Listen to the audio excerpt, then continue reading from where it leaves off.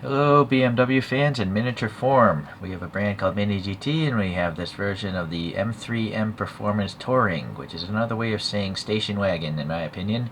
I mean, aren't all cars capable of touring? So I don't understand that descriptor. Alright. Maybe they just call them extended vehicles. MiniGT is owned by TSM and this is a legitimate company. If you're into ethics and all, they actually get licensing approval, as you can see here by BMW. This crazy hologram. So anti-piracy stuff. Although I've never seen a fake Mini GT product, or even I'm not sure if they make fakes of TSM models. They make other scale models and stuff. All right, very nice packaging, very minimal, just cardboard box. Small enough you can still put this aside in a case somewhere in storage or whatnot. And then this little blister here to protect the thing from shipping damage, which is great as well. And it's really in there. That's a tight one. Alright, so that's good stuff right there. I'm gonna read some Wikipedia. Could be wrong, but I see why it wouldn't be wrong. Oh boy, this is a really dark purple on this model. So this is the G80/G81 platform, which came out in 2020 and is still being produced today. It's the first, I guess, M3 to have an optional all-wheel drive system. And it's the first M3 that's an estate or a wagon or a touring or a extended rear end there. It's powered by a 3-liter twin-turbo inline 6-cylinder making around 500 horsepower, and it has an 8-speed transmission. There's a bunch of performance parts like this little wing back here, carbon fiber side skirts, an exhaust system, canards, carbon fiber splitter, and diffuser and ground effects, and it costs around $80,000. That's all I cared to learn. Let's take a look at this toy now. I say toy because all Mini GTs are designed to roll. Not as well as Hot Wheels, having rubbery... Well, actually that does roll as well as Hot Wheels, this one. My only issue is sometimes the tires look too gappy because, you know, they have to clear the body to roll properly. But I will say in this case, it actually looks good. In fact, this front tire gap is actually tighter than the photograph I pulled up.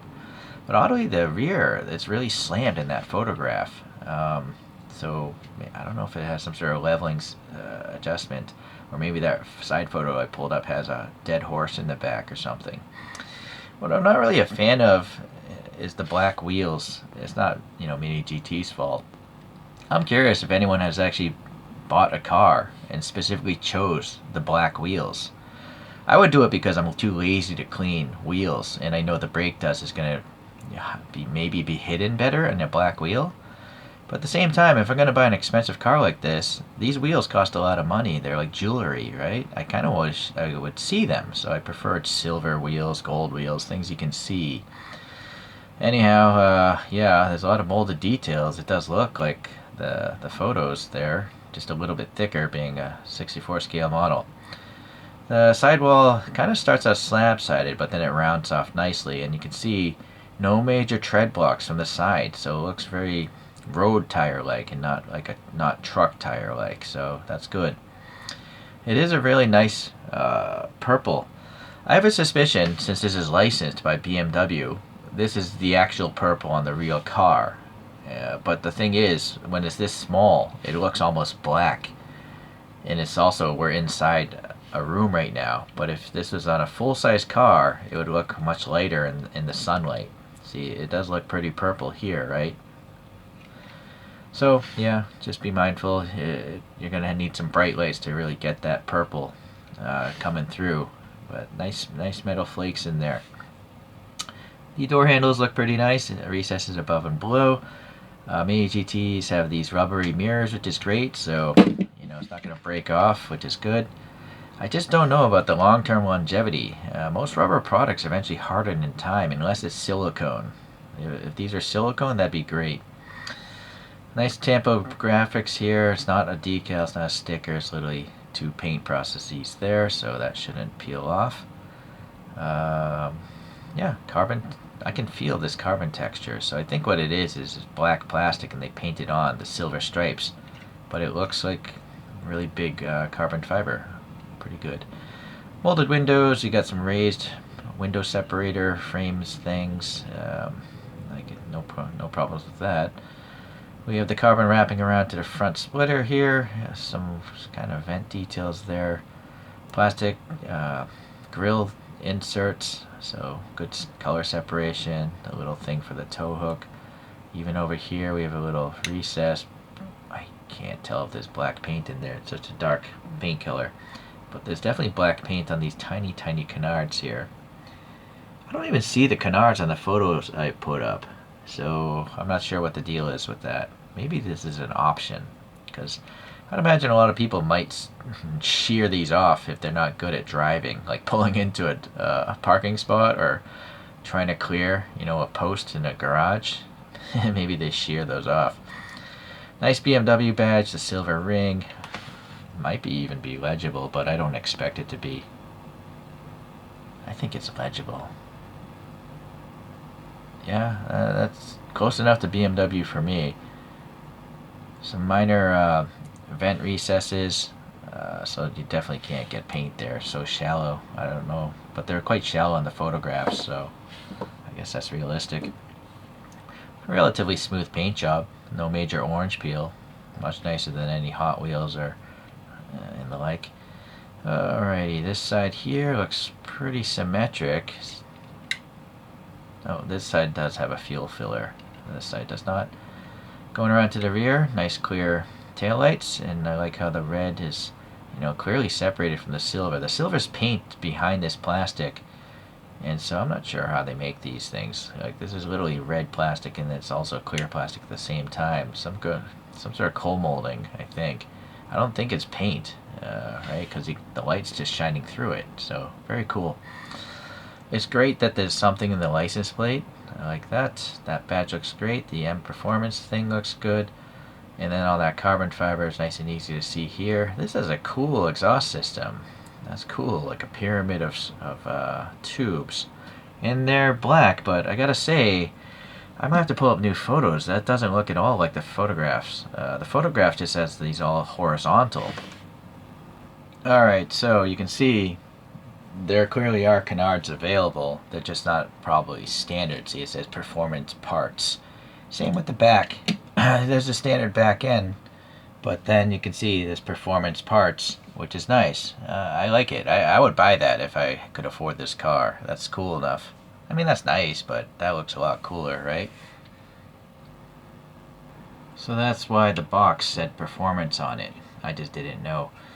Okay, so anyhow, we got the shark thing up there, and this black is pretty nice. Look at the reflecting over there. And then this has a metal base, and it's nice. Well, no, it's not nice. So they don't tell you what the car is. I don't know why MiniGT chooses to do that, because if you're gonna spend the money printing that text there anyways, why wouldn't you also just in the same print process tell you what the car is? It's strange. I don't really care about what the bottom of a car looks like. I would rather know what the car is. I feel that's more important than knowing what the bottom of some car is, right? But maybe you think otherwise. And so you do have these the screw here. There's actually three, two in the back, one in the front. And so you could repaint the interior or do a wheel swap quite easily. In fact, I don't like these wheels. Oh, wait a second though. There's some silver paint in the middle of these. I didn't even notice that before. Right? The little silver. Was that on this one? No, it was. I just didn't notice it. But still, it's really dark. I might have to repaint these wheels. So you know what? I'm going to open this up. Let's take a look at the inside of this thing. Pretty long screw for the front. I don't think I've ever seen a screw that long before holding a model together. I'm not sure why they would do that. See, that's more normal, the length I'm accustomed to. Like, that's a huge screw.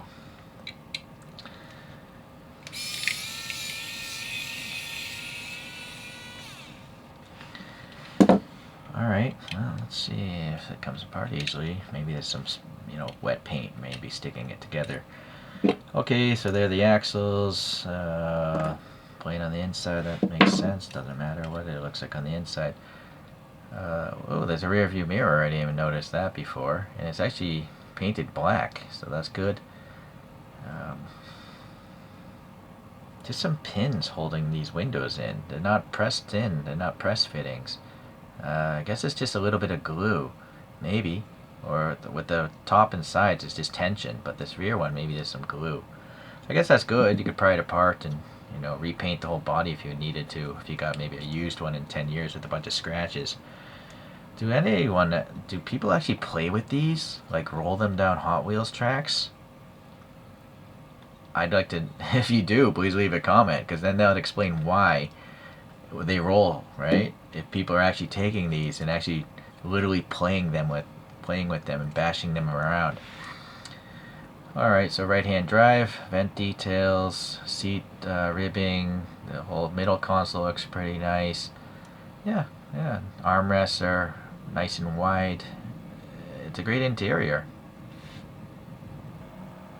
So BMW does have a bunch of different color interiors, it seems, but this is a custom one. And being a purple outside, I figured I'd go with the purple inside as well. And I just painted the wheels gold, just better, because I saw the gold ones in the real world. So, to compare it to some other things, here's a Power 64 of the sedan version. I did swap these wheels out, though. Here are the wheels it came with. They're just kind of too blobby looking. Yeah, sorry you can't see through the bag. I also feel like Power 64s, they can get away from this box. I would say they're on par with MiniGT, but MiniGT doesn't make you buy a box. And yeah, that's just me. I do like this green a lot more, though. I'm pretty sure this is available in this green, the real car that is. So hopefully, maybe MiniGT will release that green for you guys one day. So here's another MiniGT of the M4, I believe. I don't know.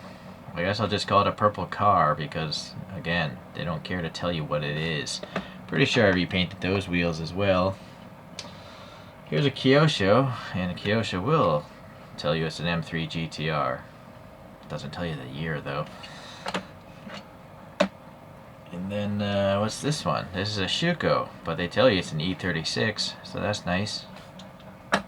Going back in time, it seems.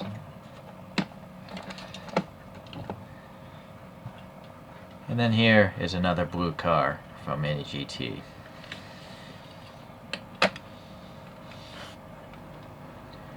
Get rid of that photo. Yeah, so some M3 history in miniature form, it looks like. I'm not sure what's your favorite. I don't know what my favorite is. I almost feel like it's probably this generation as far as appearance goes. I think this is the first generation of M3. My brother actually had a second generation. I wasn't that impressed. But these more modern ones, 500 horsepower or so, right? That's kind of crazy. Those things must be a hoot to drive. Alright, let's put this aside and let this thing spin on its own little coaster one more time.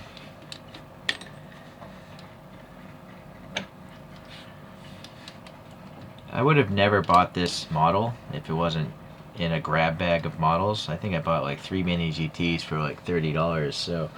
But I'm actually happy I have it now. It's a cool looking car, at least now with visible wheels. The purple's nice as long as it's under bright light, of course. If I were to buy this by choice, I would probably get a lighter colored body myself. But dark purple is nice as well. So that'll do for today, and we'll see you the next time. Thanks for watching.